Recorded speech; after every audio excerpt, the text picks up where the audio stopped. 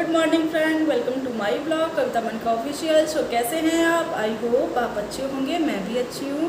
तो मैं आज बात करने जा रही हूँ एंजाइटी क्या होता है और ये कैसे होती है। तो मैं कविता तिवारी, मास्टर साइकोलॉजी, मैं अपना नॉलेज आप लोगों के साथ शेयर करने जा रही हूँ। तो एंजाइटी आजकल की लाइफ में बहुत ज़्यादा होती जा रही है और हर एक इंसान को हो रही है, चाहे वो स्कूल एज में हो या कॉलेज एज में हो या मैरिड एज में हो या फिर ओल्ड एज में। हर टाइम एंजाइटी हो रही है।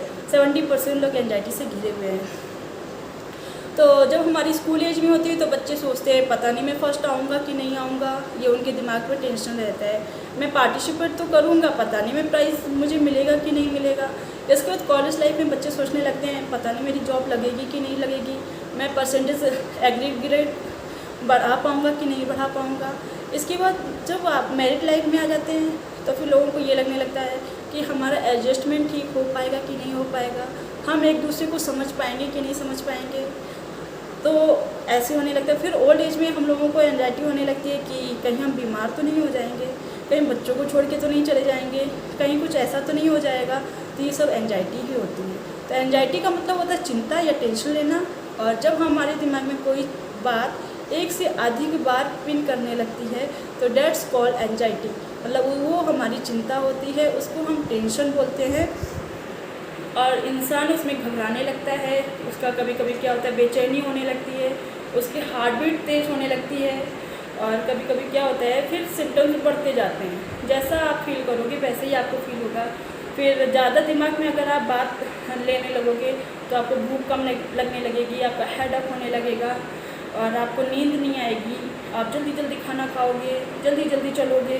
तो ये सब सिम्टम्स पता चल जाते हैं कि आप कहीं ना कहीं चिंतित हैं अपनी लाइफ में।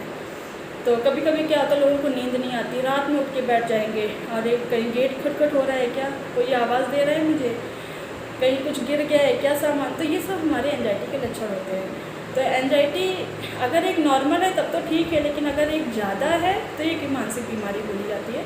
तो इससे हमें अपने आप को बचाना होता है, नहीं तो बहुत ज़्यादा परेशानी हो जाती है और ये हमारे बॉडी में कई बीमारियां पैदा कर देता है। जैसे कि हाई बीपी, लो बीपी होने लगता है, शुगर प्रॉब्लम होने लगता है, लीवर प्रॉब्लम होने लगता है, डार्क सर्कल होने लगते हैं और भूख नहीं लगने लगती है। कभी कभी क्या होता है, खाना नहीं डाइजेस्ट होने लगता है। तो ये सब हमारे दिक्कत होने लगती है बॉडी में। तो इसलिए हमें अपने आप को बचाना होता है एंजाइटी से। कोई भी बात अपने आप को ज़्यादा माइंड में नहीं रखना होता। एक नॉर्मल हमने सोच लिया तो उसका एक सॉल्यूशन भी निकालना होता है कि हमने इसके सॉल्यूशन निकाले। ये नहीं कि इस बात को हम एक से अधिक बार टेंशन लिए जा रहे हैं तो हमारा दिमाग क्या करता है, वही बात, वही नेगेटिविटी हमारे पूरे बॉडी में फैला देते हैं। तो इसलिए हम लोगों को पॉजिटिव रहना है और अच्छा सोचना है। इवनली मैं तो ये भी बोलूँगी कि बच्चों को भी हमेशा पॉजिटिव रखिए और बोलिए आप बहुत अच्छे हो, आप बहुत इंटेलिजेंट बच्चे हो। तो उनको आगे से आगे प्रोत्साहित करिए और आगे से आगे पार्टिसिपेट करने के लिए करिए, जिससे कि बच्चा पार्टिसिपेट करे और उनका हेजिटेशन दूर हो और कम से कम कुछ तो सीखेंगे बच्चे लोग।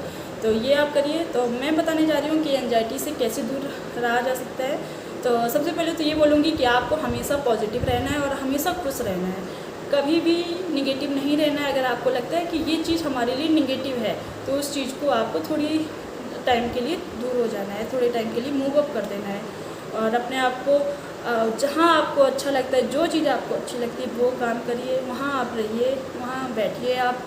और आपको लगता है कि नहीं ये इंसान हमारे लिए बहुत अच्छा है, इसको अगर हम अपनी प्रॉब्लम बताएंगे तो शायद ये मेरी सॉल्यूशन कर देगा। तो आप अपनी प्रॉब्लम उसको बताइए और उससे पूछिए कि मैं क्या करूँ और उसके साथ बैठिए, अपनी बात करिए, तो शायद आपका मन थोड़ा सा हल्का होगा।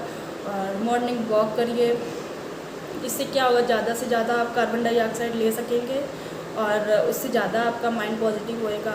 आप डीप ब्रीथिंग करके एक्सरसाइज वगैरह कीजिए तो आपको बॉडी को और माइंड को बहुत अच्छा रिलैक्स फील होगा। तो ये सब आप कर सकते हैं एंजाइटी और चिंता से दूर रहने के लिए। तो चिंता बहुत ज़्यादा घातक बीमारी बन जाती है अगर आप बहुत ज़्यादा परेशान हो जाएंगे किसी बात को लेके, क्योंकि जो होना है वो तो होगा ही।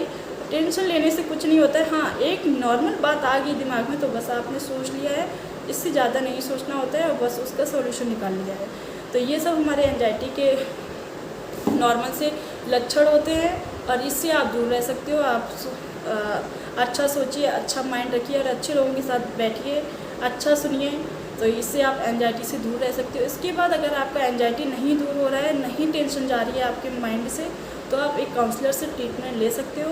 वो आपको कॉग्निटिव थेरेपी देंगी, जिसमें आप व्यवहार संबंधी आपसे क्वेश्चन आंसर टिक कराए जाएंगे, एक पेपर दिया जाएगा और आपकी पर्सनल लाइफ से संबंधित क्वेश्चन आंसर होंगे, तो उसको आप ट्रू फॉल्स करना होएगा और उसको फिर वो एनालाइज करके आपको बताएंगे कि आप मतलब कि ठीक है कि नहीं ठीक है, और आपका व्यवहार में थोड़ा सा ट्रीटमेंट होगा जिससे कि आप थोड़ा सुधार कर सकोगे अपने आप को।